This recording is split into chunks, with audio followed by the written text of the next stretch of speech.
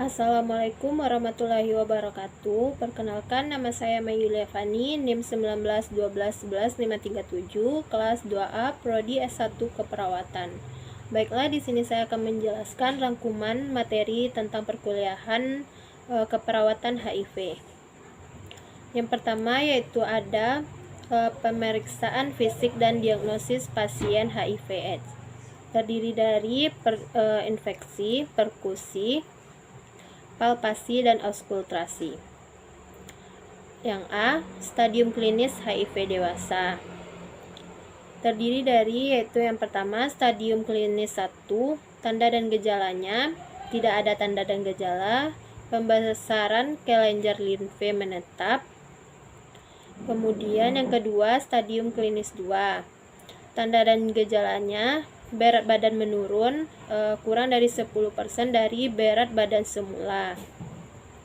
Kemudian infeksi saluran nafas berulang atau sinusitis, otitis, atau faringitis. Kemudian herpes zoster, papular porifitik eruption, dermatis seborrheica.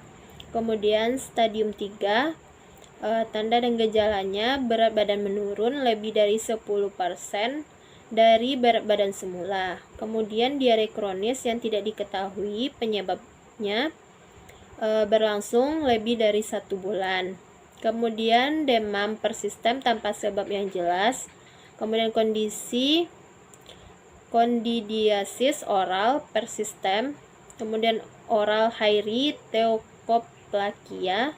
Kemudian TB paru, dan infeksi bakteri berat. Yang keempat yaitu stadium klinis 4, tanda dan gejalanya HIV wasting syndrome atau berat badan turun 10% dan diare kronis lebih dari 1 bulan atau demam lebih dari 1 bulan yang tidak diketahui penyebabnya. Yang kedua pneumonia, kemudian TB ekstra paru, SCR kopasi, ensefalopati HIV. Kemudian penata laksanaan pada pasien dengan HIV/AIDS, terapi ARV. Persiapan sebelum ARV.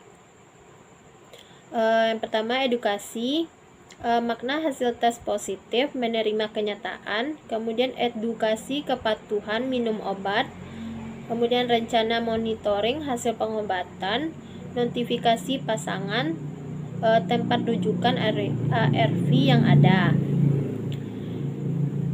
A. Konseling pengobatan ARV sebelum memulai pengobatan. Pasien harus memahami tujuan dari terapi, kemudian ARV tidak menyembuhkan infeksi HIV.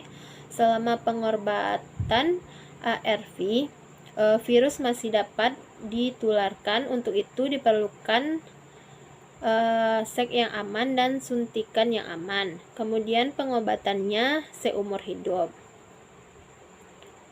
Kemudian perlu dipastikan yaitu diagnosis HIV benar, sudah memahami dan menerima status HIV, kemudian tidak ada alergi dan efek samping obat 10 dan konversi. Kemudian ada tidaknya penyakit penyerta, bersedia patuh minum obat, pekerjaan dan aktivitas pasien, kemudian jaminan pembayaran. Kemudian pengobatan pencegahan kontimozal dewasa. Kriteria inisiasi, jumlah CD4 lebih dari 200 sel per milimeter kubik dan berapapun stadium klinis atau stadium 3-4. Kemudian kriteria pemberhentiannya, jumlah CD4 lebih dari 200 sel per milimeter kubik setelah 6 bulan ARV. Jika tidak ada CD4, PPK dapat dihentikan setelah 2 tahun ARV. Kemudian TB aktif, berapapun jumlah CD4-nya. Kemudian indikasi memulai ARV.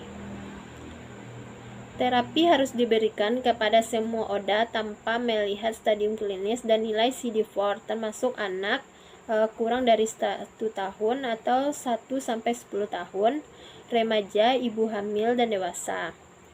Kemudian ARV diberikan segera atau tanpa ditunda dalam hari yang sama dan dengan diagnosis sampai 1 minggu. Tujuan dari terapi ARV ini yang pertama yaitu menurunkan jumlah virus dalam darah sampai tidak terdeteksi dan mempertahankannya, memperbaiki kualitas hidup, mencegah infeksi oportunistik, mencegah propagasi penyakit, mengurangi transisi kepada orang lain. Kemudian ARV ini dapat menurunkan stigma, kemudian ARV juga dapat mencegah penularan. Aspek pada pasien dengan penyalahgunaan nafsa. Yang pertama, asuhan keperawatan injeksi nafsa. Yang pertama, detoksifikasi atau yaitu penanganan gejala putus zat. Kemudian recovery atau rehabilitas, yaitu menguatkan coping konstruktif, menghindari penyalahgunaan zat. Kemudian relapse, yaitu menguatkan coping. Kemudian infeksi, yaitu penanggulangan masalah fisik, menyediakan pasien kemungkinan terburuk yang terjadi seperti tertular penyakit menular seksual. Kemudian yang B, pengkajian. Yang pertama, riwayat penggunaan nafsa.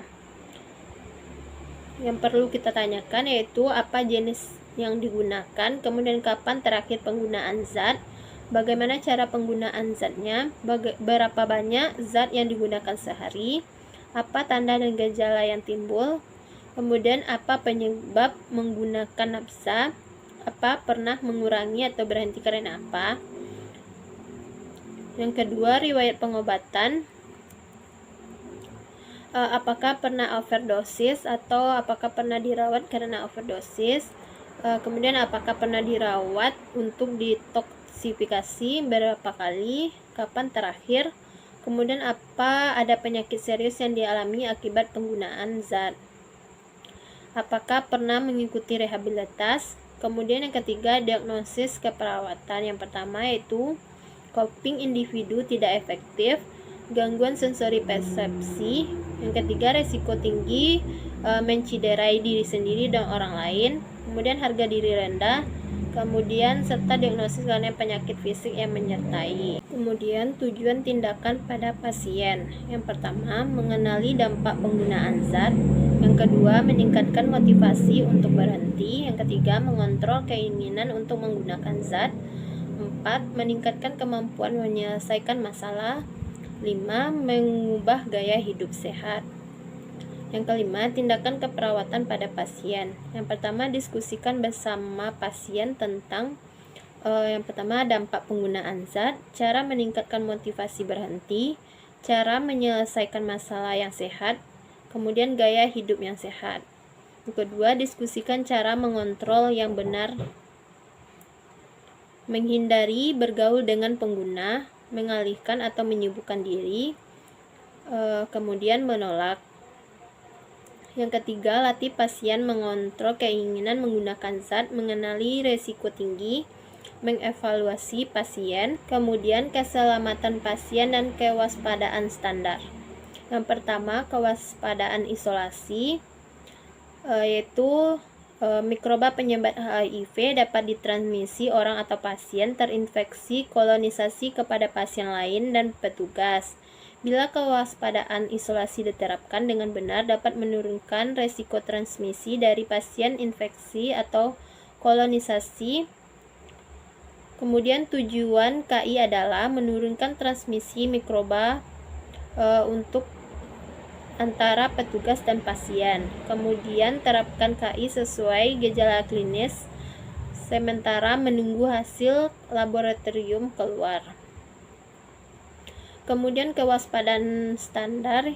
Yang pertama ada kebersihan tangan, 2 sarung tangan, 3 masker atau facial, 4 gaun, 5 perawatan pasien, Yang keenam, kontrol lingkungan. 7, penata laksanaan linen. 8, kesehatan karyawan. 9, penempatan pasien. 10, higien respirasi. Praktek menyuntik aman. Yang terakhir yaitu praktek pencegahan infeksi unit prosedur impult. Kemudian perawat menyadari, kemudian perawat mengendali infeksi.